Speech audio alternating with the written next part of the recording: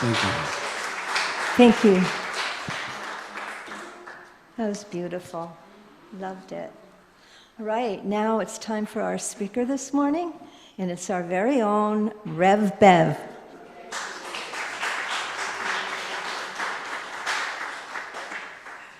Good morning, good morning. Oh, thank you, Kiyoki, for that. That was just like it was like this warm water with a little bit of maple syrup put in there, and it just, what sweetness and gentleness and flow and grounding. My, I'm done. We're out.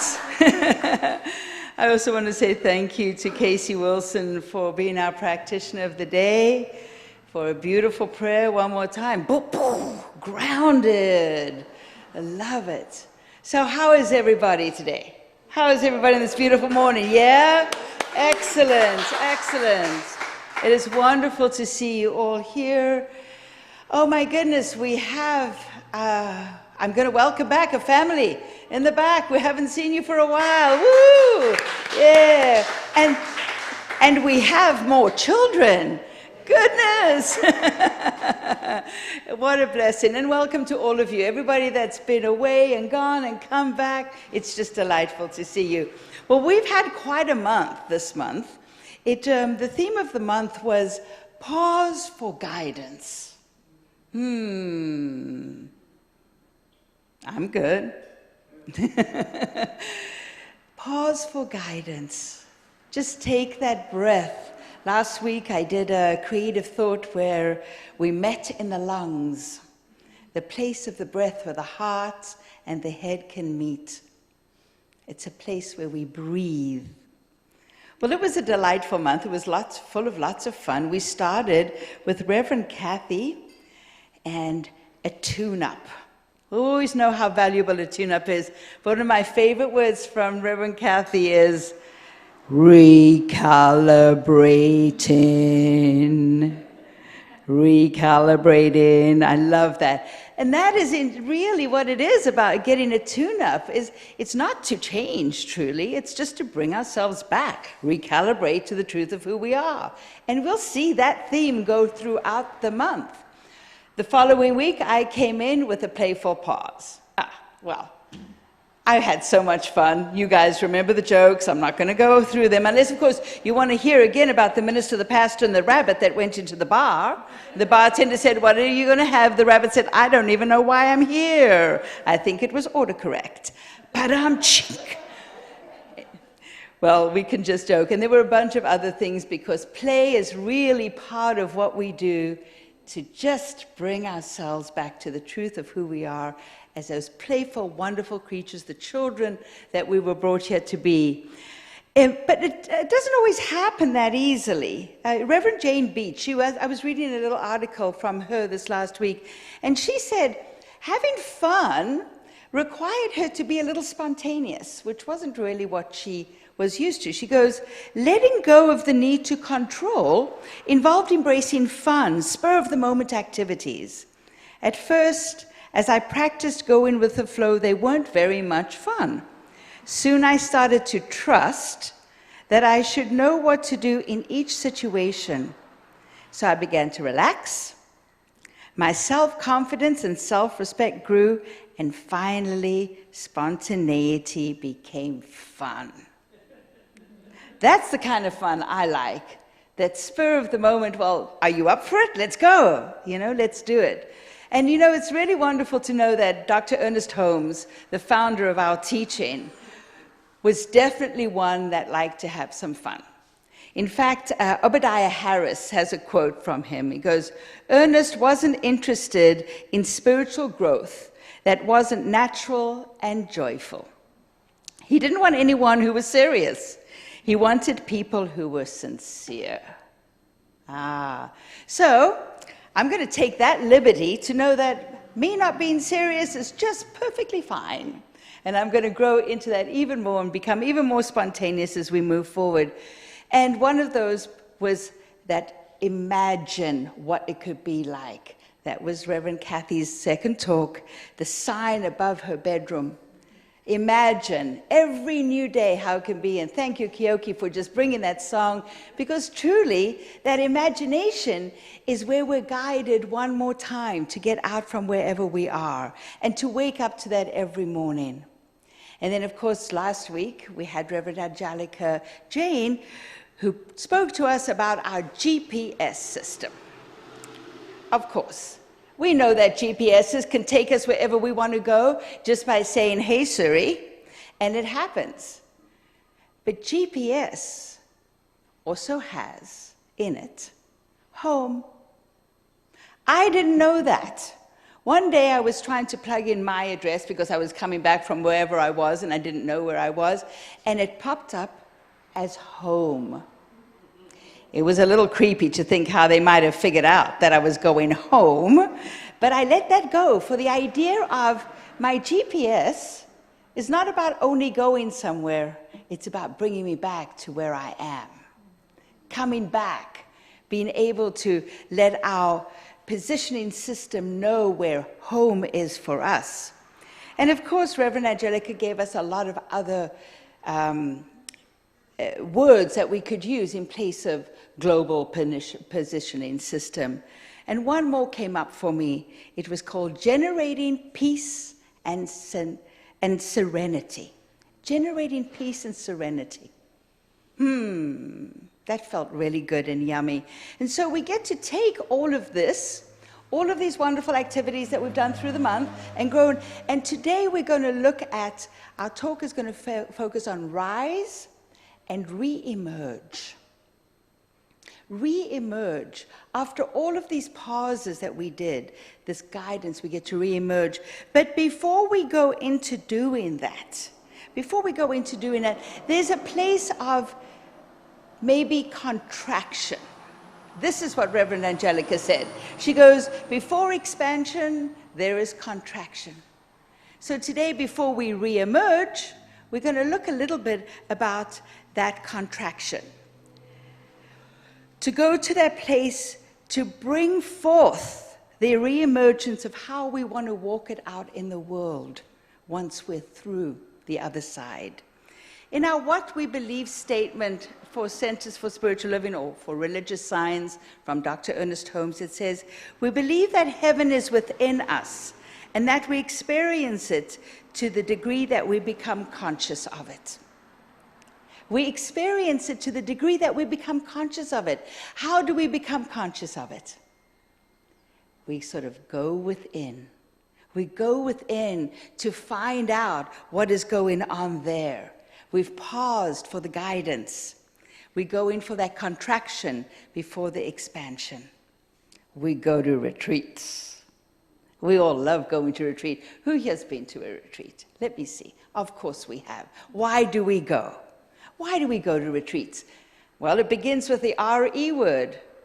Revitalize, renew, rejuvenate, reknow, relearn, recalibrate. All these words, these re-words, are the beginning of return to. We're returning to the truth of who we are. Dr. Ernest Holmes, though, he was kind of funny. He was like, there was a group of ministers that wanted to create a retreat, and he goes, nope. If you call it in advance, I will go, but I am not going to retreat, no matter which way you talk to me about it, which is delightful. But in actuality, that's what a retreat is actually doing. It is bringing us forward. So we enter into our retreat, we enter, and when we exit, there is this expansion and the advance in it. There is this exhale as we go in. We exhale all that's on the outside, and as we come out, we inhale again, all of that beautiful wonderment. And we can do it in many different ways. And one of the ways that we can see around us is in that wonderful bear. I know they go into hibernation for the winter, but in actuality, going into that cave, into that place of hibernation, that place of softness, that place of seclusion, there's a place of rejuvenation. And you know, we get to do it. We don't actually have to physically go find a cave. And I know we have some around here. They get a little wet from time to time, especially down on the cliffs. We don't have to actually find a cave because we have this place in us that is called the cave of the heart. Yes, right here. And we get to go there. Wherever we go on our retreat, whatever we choose to do, wherever we are, we get to go to the cave of the heart. We get to go in. We get to rest in that place. And we get to do it anytime. Now, it's always good to go out on a lovely retreat and to get into that place and to learn and to feel and to listen what is going on, so that when we enter the cave of the heart, it is ready for us. It has all the beauty that we've gotten at that retreat. It's got all the beauty stored in there. So as you go in, you're reminded of those feelings, that feeling tone. It's almost like you just went back to the retreat. But what you did is you dived inwards. You went inwards. You listened to that internalness. You went to the cave of the heart, where the divine is so connected, where there is that place where you hear those still small voices, or maybe just one. Me, there's a lot going on in there, so we got a bunch of different voices. Some people might call it a little schizophrenic, but I just call it spirit in many different forms.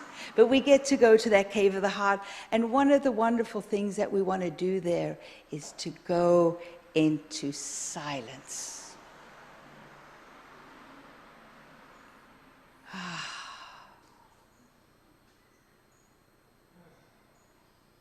Even the traffic stopped for us. That silence, there is something about the silence that we go into that brings back that rejuvenation, that allows us to hear about all those things that are important to us. And you know, it can happen at any time as well. Any time when things are getting crazy, we can go to silence. Even this last weekend, I was traveling with Barbara and Karen Kutzer. We were up in Volcano. We went to see the Pirates of Penzance. Oh, it was just brilliant. It was lovely. Our beloved Ray was part of it, and we were just, it was a wonderful day. It was a lot of activity here at service. We got in the car, went up, had lunch, a lot of activity, got in, saw the musical, the operetta. It was brilliant. And there was a lot of activity. We got back in the car, and all three of us just dropped into silence. There was no chatter. It was like we had that moment that we all needed of just a moment of quiet. It was delightful. There was no, it wasn't awkward, you know, sometimes silent. No, it was blissful. It was calm. And we were able to just center ourselves and know where we were at that moment in time and why it felt so good just to go into the quiet. Because we could listen, we could hear one more time that beauty that was inside us that we'd experienced in our day, and it was just there, just being. It was delightful. I have this very neat story. I can't tell you where it came from. It's kind of anonymous. They just claim it as being modern America. These two friends were walking through Times Square in Midtown New York during lunch hour. The streets were filled with people, cars were honking their horns, taxi cabs were squealing around corners, sirens were wailing, and the sounds of the city were almost deafening. Suddenly one of them said, "I hear a cricket." His friend said, "What? You must be crazy. You couldn't possibly hear a cricket in all the noise." "No, I'm sure of it," he said. "I hear a cricket." "That's crazy," his friend insisted. He listened carefully for a moment and then walked across the street to a big cement planter filled with shrubs. He looked under the branches, and sure enough, he found a small cricket. His friend was utterly amazed. He goes, "That's incredible. You must have superhuman ears." Superhuman ears. "No," he said, "my ears are no different from yours. It all depends on what you're listening for." "But that can't be," said the friend. "I could never hear a cricket in this noise." He goes, "That may be true. It depends on where you're focusing your awareness." He goes, "Watch, I'll show you."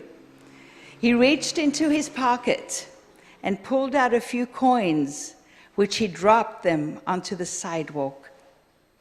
Then, with the noise of the crowded streets still blaring in the ears, they noticed every head within 20 feet turned to see where the sound of the money was coming from. He said, "See, it's all a matter of what are you listening for." Therein lies the beauty of when we do go into the silence. We can see what is important to us and what it is we are truly listening for. I had such great fortune that while I was going through ministerial school, that I was traveling from Phoenix to San Diego at least once a month. This is a 6-hour trip. I'd jump in my car and off I would go, 6 hours. Now, I did have my fun things on the way, of course. I would get up at 5, pack my bag, go. I was on the road by 6 o'clock. 7:30, I was in Gila Bend. I'd grab a jalapeno cheese corn dog. Yep, it's 7:30 in the morning. Fill up my coffee as well, but I grabbed the jalapeno cheese corn dog. It was tradition, not superstition. It was tradition. Plus, they were just freaking awesome. They were freshly made. They were buttery and delicious with a little spice in it. And get in my car, and I'd go. I'd hit Humor on the right at noon. And then I'd hit Humor by 9. At noon, I was in San Diego. But the most amazing thing about my trip is I never turned the radio on. It was 6 hours of silence for me. 6 hours of sometimes leaving in the dark, watching the sunrise, moving through the mountains, going through that amazing desert where the dunes are just like soft fluff, in silence. It was the most important time for me. And people would say, "Oh, let's travel together." Nope. Nope. But you know what would be really good? We'd save gas. Yeah, I know, sorry. But that time was so precious. And I got it coming home. So after a weekend of classes, everything, I would dive back into another 6 hours of silence. Do you know how much noise there is in silence? Have you ever heard how the brain just keeps moving, that internal voice is going? We know all about that, but as we breathe, we can get to that place of just wonderment and honestly get to tap into that which is important to us. This is why we go into retreat, is to find that, to reconnect with who we are, the big T of who we are. In the CSL Global Vision, it says, "We see a world in which each and every person lives in alignment with his or her highest spiritual principle, emphasizing unity with God and connection with each other, a world in which individually and collectively we're called to a higher state of consciousness and action." It is in this place where we get to hear the call. We get to feel what is rising up in us, what is inspiring us to move forward. What is our truth? And in our What We Believe, they say, we believe in the direct revelation of truth through our intuitive and spiritual nature. Through our intuitive and spiritual nature. How do we get there? The silence is a great way to go. It's a great way. So we get that awareness. We feel the rise up. We get to know what is important to us. We get to connect with the big T truth.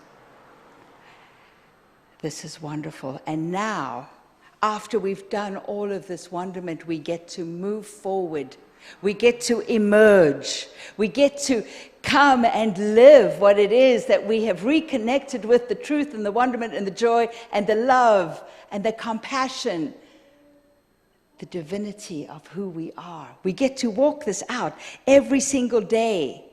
We get to come into alignment with our heart, with our breath. Dr. Ernest Holmes says, spiritual growth is the essence and beautiful action of life itself. It is eminently important, and it is the ultimate reward which reflects in your abilities and activities of daily living. The ultimate reward is how it reflects in your daily living. Do we stay in alignment with what we know our truth to be, what we've discovered, what we feel rise up inside of us? What are the things that are going on in our life day to day that are pulling us out? What are we looking at? What are we seeing? What are we listening to? What are we being brought to that is not truly in alignment with all this wonder and joy that we've done and the work we've done to walk out our lives in this beautiful way? There are many of the things in our day-to-day life, many, many, many, that can shift us out of our alignment, out of our desire, out of our intentions. And it's not that hard. Anybody listen to the news? Yep. Therein lies one of the greatest ones that can pull us out. Now, let's not forget, there are hours and hours and hours and hours of news on many stations, just on television, every single day that needs to be filled with something. Be it repetition, be it opinion, be it whatever it is being filled. Every minute of it is being filled. And there are some people that put the news on, and I know one personally. He lives in Phoenix in a house with me, that puts the news on in the morning, and it literally runs all day long. I must tell you, I have an amazing way of tuning out, not tuning in, not tuning up, but tuning out that news, because I chose a while ago to go on a news diet. And I will invite you, if any of you are feeling that the news is drawing you out, this might be something you might want to consider. This is what I call my social moment of the talk. Put yourself on a news diet or a different regime. Find a station, a radio station, a newspaper, something that you know you love, you trust, something you've read, something you have seen, and have a little bit of confidence in the way that it is being reported. Grab it, read it, listen to it, and then turn it off. Maybe an hour of a day, maybe half an hour, whatever it takes. Let that be what you are eating as far as news goes during the day. Because I will tell you that you will hear it over and over and over again if you keep listening. You only need to hear it once. You can take it with you, make it what is yours to make. Keep that. Let it align with you as opposed to pulling you out of the alignment that you so cherish in yourself. That's one really good way we can do it. Anybody want to go on a diet with me? Anybody? No? Nope? All right. Well, consider it. This is just an offer, an invitation. Consider monitoring how we allow the outside world to come in and draw us out of our alignment. And there's one other way that I've been looking at lately. Obviously, we know that we are moving maybe towards a little bit more restriction in what we do and how we do, considering how COVID is making its way through our society. And how can we look at that? Well, I know that as I look over this last year or more, year and a half, I can see so many gifts. Yes, there were things that were trying. Yes, there was a tremendous loss.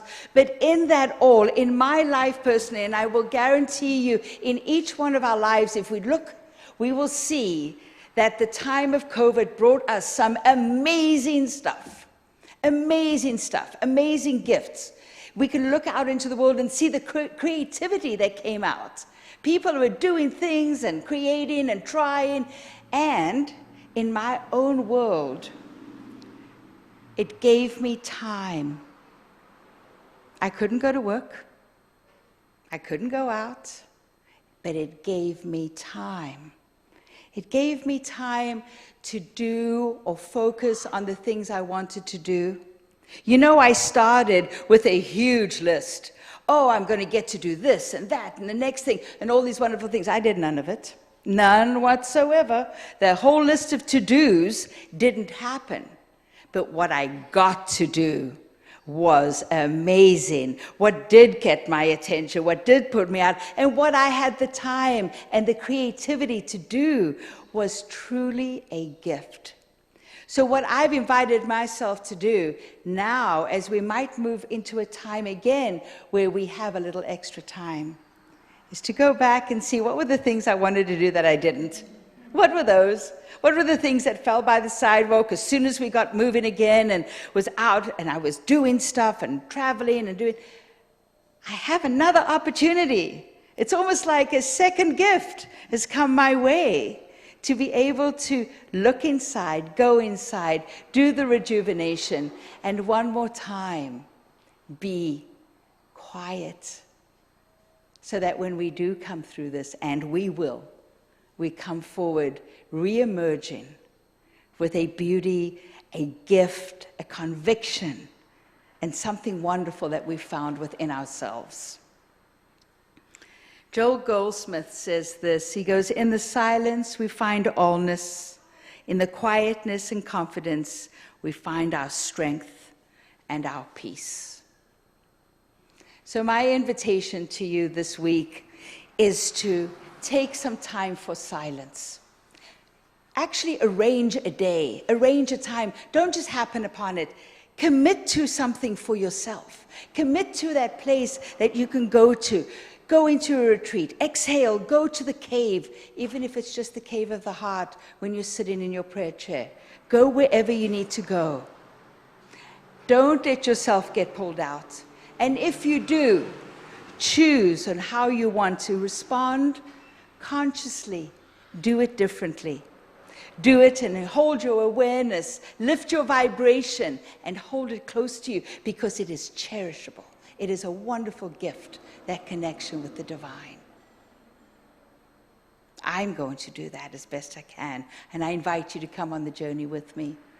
So in closing, I'd like to just read a piece on peace from Dr. Ernest Holmes. At the center of my being is peace. The peace that is felt in the coolness of evening, when men have turned from their labor and the first star shines in the soft light of the sky. There is a freshness, a vitality, a power underlying this peace. It broods over the earth quietly, tenderly, as a mother watches over her sleeping babe. Divine wisdom illumes me, infinite energy activates me. All that I am and all that I have responds to the magnetic pull of divine life. In this peace, which holds me so gently, I feel strength and protection from all fear, all anxieties. It is the peace of God, and underneath it all, I feel the love of the Holy Presence. As I become more conscious of this love, all lack, all fear, all that is false slips away as mist fades in the morning sunshine. I see God in everything, personified in all people, manifest in every event. I am one with deep, abiding peace. I know that all is well. I know that as I permit this peace to flow through my being, through my mind and my heart, every problem is released. The way is made clear before me. it is filled with joy and harmony. And so it is. Let us take this to prayer. So we gently breathe into this moment, into the quietude, into this space of love and gentleness. We exhale and gently inhale the wonderment and the newness of all that is there around us. We lean into the silence and know that this is it. This is the wonderment and the joy. This is where we go. This is what we get to do. This is the joy, the love, and the connection with the divine. This is the place. This is the divine saying, yes, my beloveds, yes, come. Come and rest. Come and rest gently here. All is well. All is done. It is a time for rest. You can rise up and re-emerge when it is done. So I know for each one of us that as we walk our path this week, that we walk it in peace, we walk it in this magnificence, and we walk it in a place of silence, of confidence and knowing that the truth of who we are is where we stand right here, right now. And it is good. So I just release it knowing that it is so. So please claim this with me as we say, and so it is. Thank you.